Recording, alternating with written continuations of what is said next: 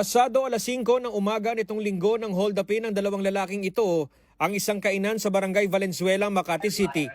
Nagulat na lang ang mga customer sa karinderya nang biglang pumasok at maglabas ng baril ang mga sospek. Walang nagawa ang isang biktima nang hablutin ng isa sa mga hold-upper ang kanyang bag. Pumalag ang isa sa mga customer at pilit binabawi ang kanyang cellphone. Pero tinutukan siya ng baril ng sospek.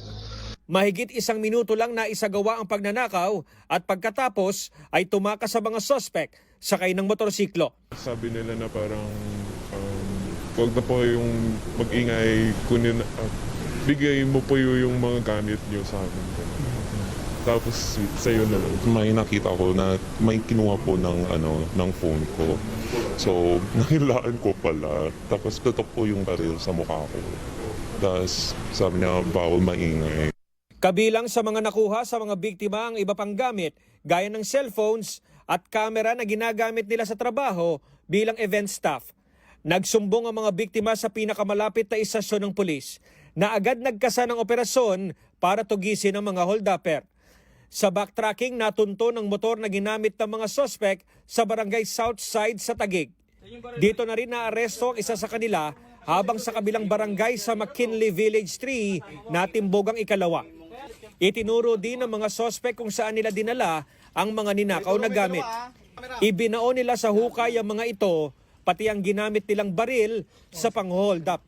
Sa motor naman ang mga sospek na-recover ang iba pang pinaniniwala ang nakaw ding gamit mula naman sa iba pa umanong biktima. Mabuti hindi umulan, hindi nasira yung mga cellphones, mga camera. Then yung ibang gamit nila na suot-suot, tinapon sa basurahan. Na-recover natin lahat yon.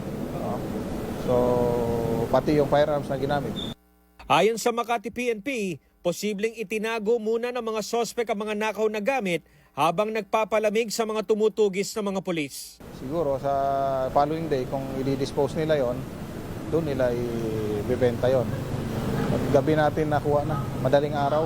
So hindi na natin tinantanan hanggang sa ma-recover lahat yung mga gamit. Dati nang naaresto sa kaparehong kaso ang mga sospek. Tumangging magbigay ng pahayag ang mga sospek at sa korte na lang umano dedepensahan ng mga sarili. Laking pasalamat naman ng mga biktima dahil maibabalik sa kanila ang mga gamit.